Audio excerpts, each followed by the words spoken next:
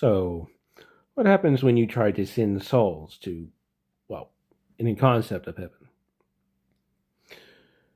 Most people like to believe that, they go there or they go to some concept of it. Every country's got their own different thing of it, their own definition of it.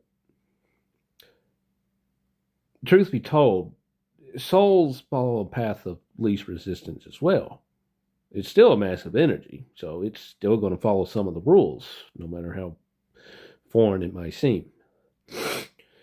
This means that they're probably going to pick places that are happier, or at least feel like they can get that happiness through other ways, which means generally that when they move on, they may not necessarily go to that place. They just move on out of reach of you because they're not really supposed to stay here. They're supposed to go somewhere else, or at least somewhere else in the idea of getting to where they need to be.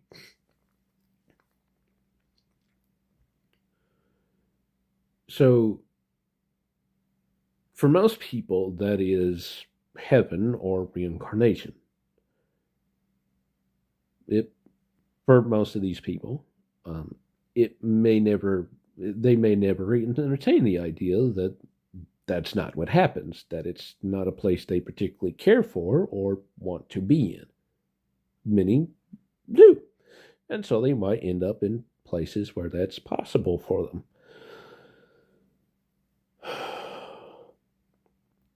The issue is that people have become so convinced that they know it's better for others that they refuse to entertain any idea to the contrary.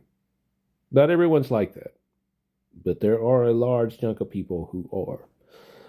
And in doing that, they show that they're not particularly humane, which means the law of form still applies. When they die, they're going to follow along with what they feel. And as you feel, your energy does reflect that. So the soul reflects that. That's why you have souls that look bizarre and you have souls that don't. The more twisted you get, the more twisted you'll look. The less twisted you are, the less twisted you'll look.